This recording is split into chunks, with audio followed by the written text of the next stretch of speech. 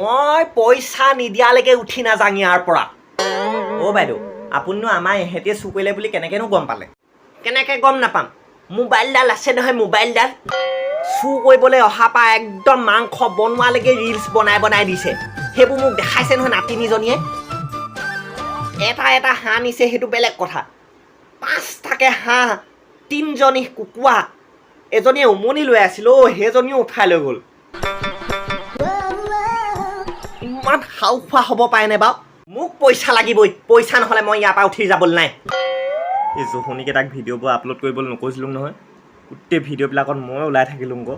সেইটো কাৰণে এতিয়া মই ফচিলোঁ।